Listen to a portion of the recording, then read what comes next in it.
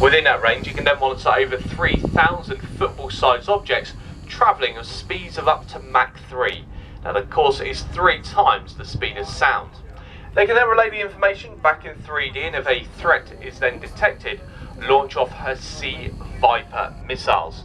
These are found inside that big grey box you can see up on the bow there.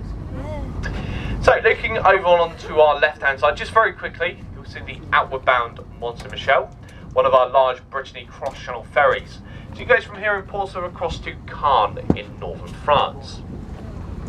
So she's just left from the ferry port, which we will come to in a few minutes' time, and she'll be heading across to, like I say, Caen. That's a journey time of around about 6.5 to 7 hours. Currently, she is the largest cross-channel ferry in the harbour. She weighs in at 40,000 tonnes.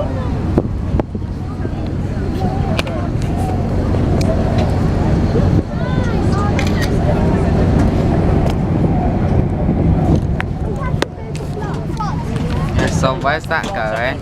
Going to Caen, France. How long does it take to get there for me? About 5 hours on the boat. So here on our right, this is the northwest wharf. As you look over the top of the northwest wharf, you'll see the top halves of 2 Type 45s. One, though, you'll notice is slightly lower down than the other. So the one that's slightly lower, that's D34, the Diamond, and the one slightly higher is 32, Daring. Now, the reason the Diamond is lowered down is because she's currently sat in dry dock. She's got no water around her, and is having work done to her hull as we speak. So, that's the reason why she is sat as she is for the time being. Daring, though, as you'll notice, currently has got a lot of scaffolding up around her, a lot of tarpauling as well. That's because she's recently come back from deployment and doing a bit of an update to her systems on board. So they've removed some of them, doing a bit of a refurb as well. All being well, she'll be back into service in the next few months.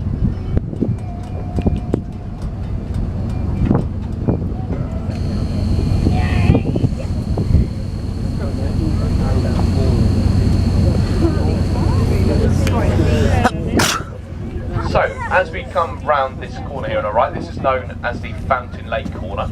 It leads us along to the final stretch of naval quayway. This is known as the Fountain Lake berth.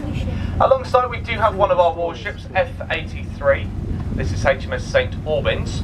She is one of 13 What is F-83? frigates. That's the name of the frigate. F for frigate. So 13 of them in total. They pretty What much does the make D up the stand backbone for? of the fleet I itself. think it stands for Their primary destroyer. role from when they were first introduced in the late 1980s originally was for ASW. What is a ferry? Stands Eh?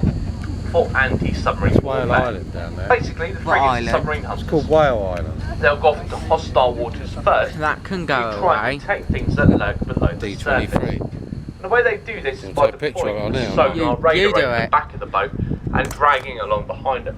Hopefully that way finding the submarines.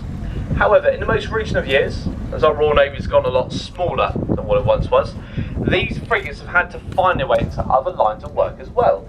So nowadays they don't just go looking for submarines. In fact, they are very good multi-role vessels. The reason they're so good at this is plain and simply they are really heavily armed. And as you look towards the bow of her, you'll notice she currently has quite a few weapon systems in place. Firstly, right up in the front, you've got the big grey cannon. That is called the Vickers Mark 8 4.5-inch naval sea gun. That one gun Another alone is in fact more powerful than the complete broadside of a World War II destroyer. It can launch off a